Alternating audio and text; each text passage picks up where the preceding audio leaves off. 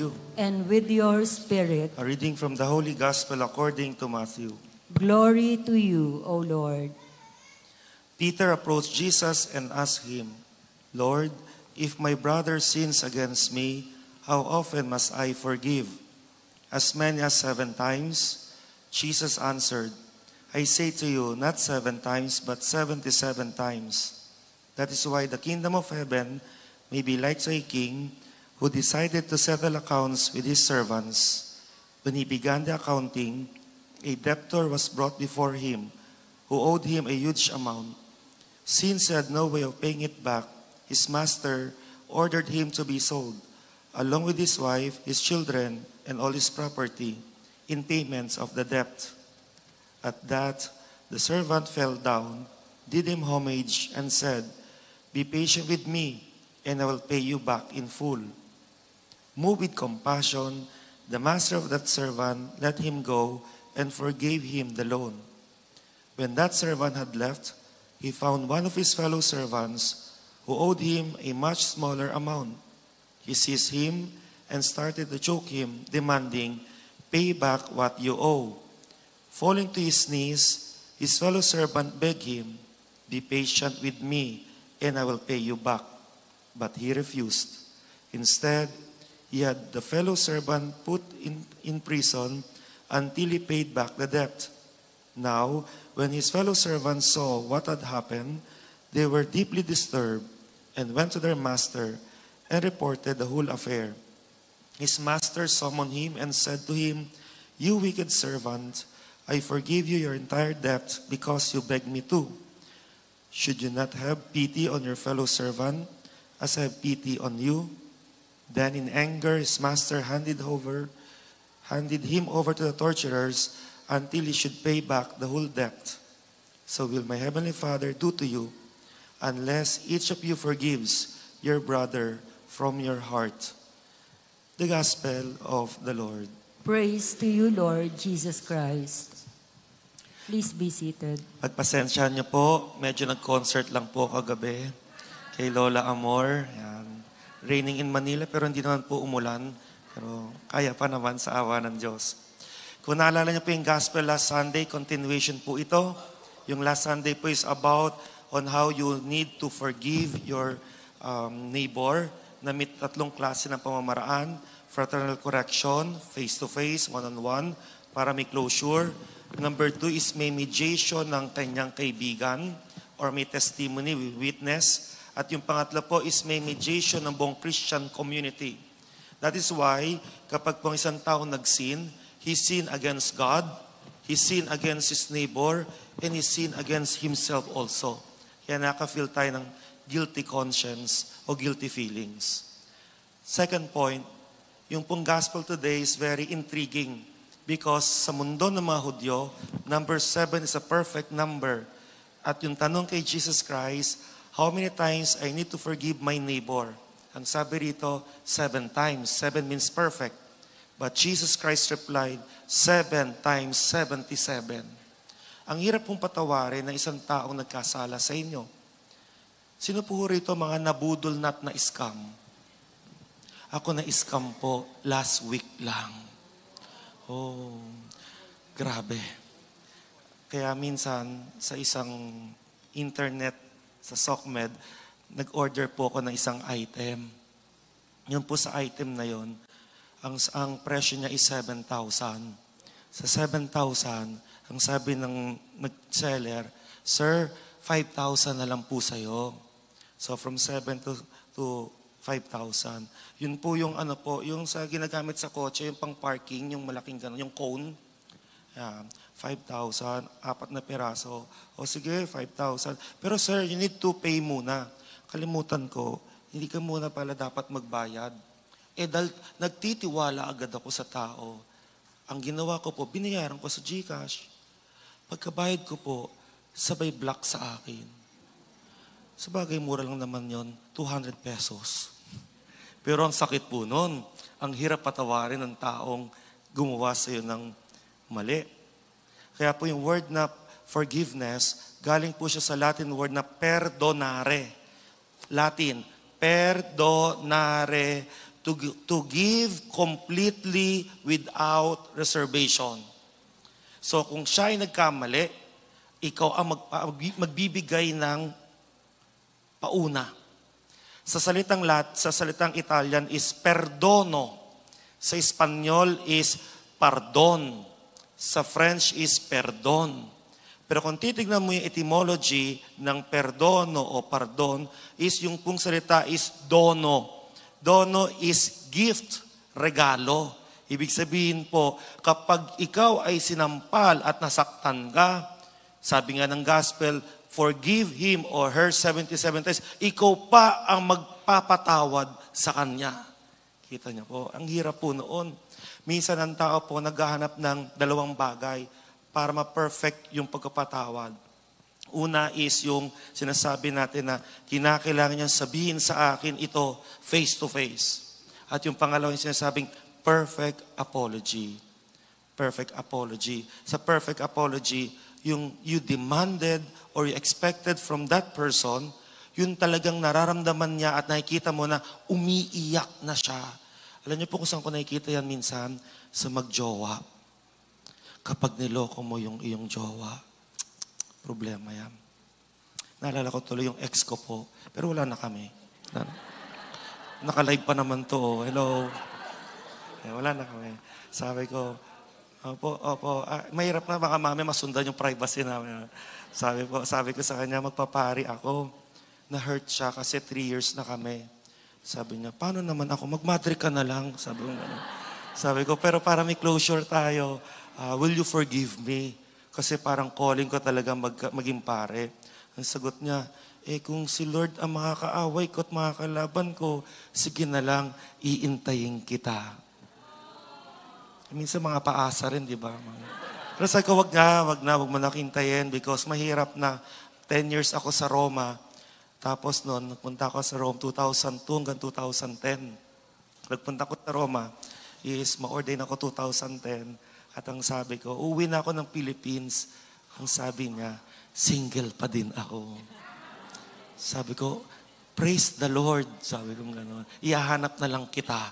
Wag na lang kami mga pare. Endangered species na yung mga ganitong mukha. Sabi mo. Pero po ate, kuya, ang pinakamaganda doon, may closure. Minsan nga po, with due respect sa nangungumpisal, hindi ko naman de-divulge yung tao. Pero, Father, forgive for I have sinned. Nagkasala ko, Father Tsaka isa pa, Father, hindi ko siya mapatawad. Ano pa ba gagawin ko? Nangumpisal na ako kay Cardinal Advincula, nangumpisal na ako kay Bishop, nangumpisal na ako sa Monsignor, nagpunta na ako sa Vaticano, nagpilgrimage na ako. Nangumpisal ko na to, Father. Sabi ko, ba't di mo pa siya mapatawad? Kasi, Father, ang sakit-sakit. Kailan pa ba yung ginawa sa'yo? 20 years ago. 20 years ago na pala, ba't di mo pa mapatawad? Kausapin mo siya. Kinakailangan magkaroon ng closure. Hindi, Father ba't di mo kaya kausapin? Di mo kaya i-confront face to face? Patay na siya patay na pala Galit ka pa rin, di ba po? Brothers and sisters in Christ, minsan ang pagkagalit, sabi nga ng first reading, very clear.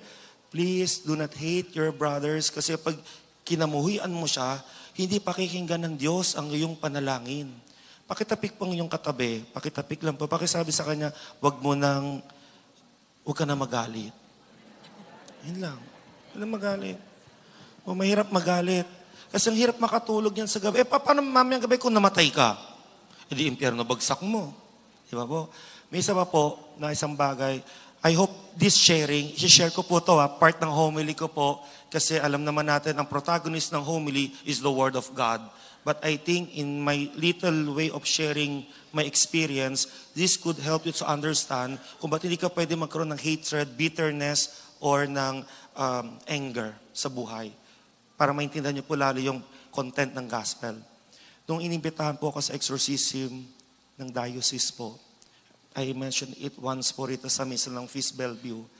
Ang sabi sa akin is this, Father, kinakailangan mo makipag-usap sa assistant na exorcist. I think siya ay isang psychologist and psychic at the same time. However, alam naman natin na psychic, kinalose niya yung kanyang third eye, nag-open pa rin. So, naging service siya sa ministry ng exorcism. So, pag gano'n naging service siya, so kinakailangan siya ng guide ng exorcist in dealing with the elementals. So, while assessing, sinabi sa akin po is this, Sabi niya, Father, meron ka bang bitterness sa buhay? Kasi kinakailangan po yan, psychological, psychiatrical, tsaka medical, scientific. Sabi ko, hindi ko alam eh. Pero parang wala naman. Sabi niya, okay, I will help you. Sabi niya nga, ngayong pari ka na, parish priest ka, may bitterness ka ba? Sabi ko, personally speaking, wala akong bitterness eh. Kasi ang paniniwala at sabi ng iba, ang crowning glory ng isang priest is maging kura paroko. Crowning glory yan para sa iba. Kasi nakuha mo ng reach ng iyong career, ng iyong vocation, ang maging parish priest. So far, wala. Okay, Father, sa pag-stay mo sa parish, ilang years ka na sa parish? 9 years. Meron ka ba naging bitterness sa mga parishioner? Wala naman po. Okay, nung bago ka ma-assign sa parish, saan ka na-assign? Sabi ko, sa seminary. Ano ang trabaho mo doon? Vocation director, tsaka nagtuturo sa seminary. Sabi niya, meron ka bang pinagalitan ng mga seminarista, estudyante? Wala naman so far. Naging bitter ka ba during your teaching moment? Sabi ko, hindi. In fact, ang taas-taas ko nga magbigay ng grade. Ang grade na binibigay ko, 100. Ang pinakababa, 98. Kaya pag nag-enroll kayo sa klase ko, summa cum laude ka agad. Totoo po yan. Meron po kong dati na tinuruan, 18 po sila, philosophy subject. Yung 18 na yon, 15 sa kanila, 15 is 100. Yung dalawa po, 99, yung isa, 98. Tinago ko ng dean, Father Bautista, bakit ang tataas ng grade ng mga student mo? Ang sagot ko, kasalanan ko po ba matatalino po sila? Ba't lahat 100? Talaga pong mga piling po ito, piling matatalino, so 100 talaga. Sabi ng ganun. So sabi ko, wala naman so far. Sabi ko nung teaching moment ko, okay, nung nasa Roma ka, habang ikaw ay nag-aaral ng Piloteo ng 10 years, sabi ko, wala naman. So para mga professor, mababait. Pero meron lang ko isang encounter, isang experience na dapat sa Roma, Italian ang language. Walang written exam. Lahat verbal, oral. So during your studies sa Roma, may naging bitter ka ba sa yung pag-i-school sa Teo, sa professor? Wala naman. Meron lang ako nainis na prop kasi pinag-i-Italian ako, hindi pa ako marunong.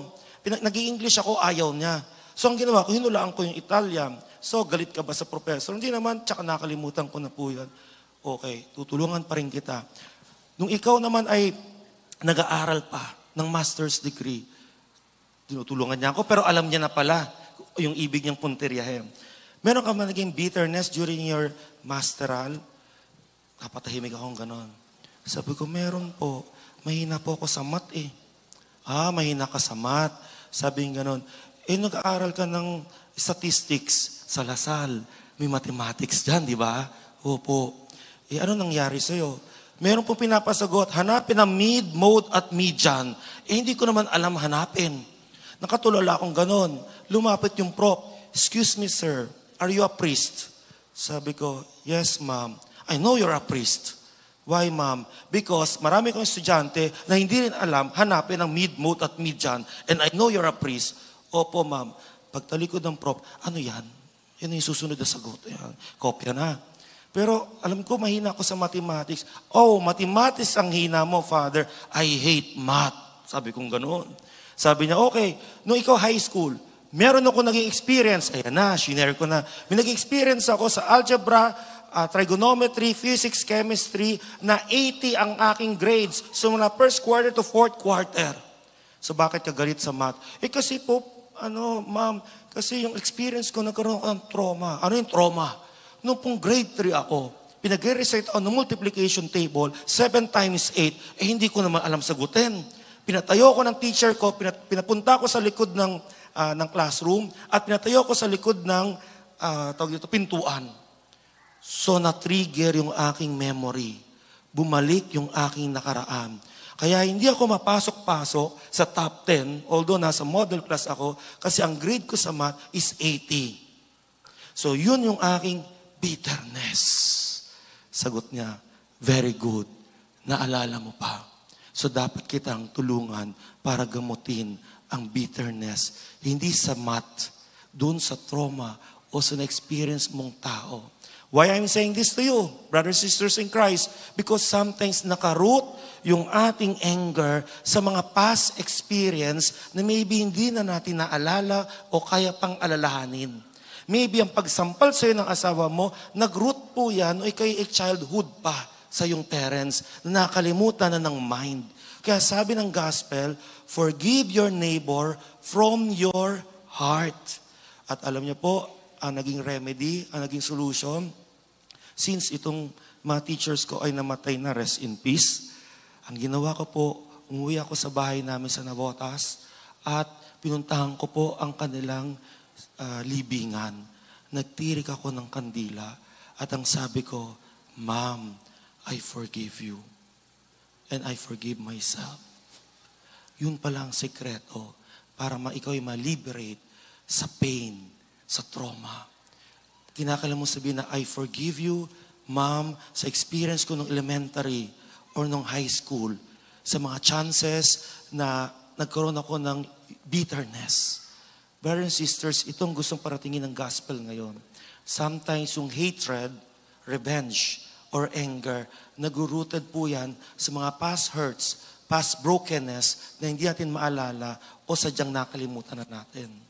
Minsan po sa mag-asawa, sa relasyon, sa pamilya, sa katrabaho, sa negosyo, may mga ganon that we take for granted na hindi na natin kayang alalahanin by words and by actions. So I think yung calling ng gospel today is to be reminded always that we will be totally free, our minds and our hearts, if we truly forgive from the bottom of our hearts.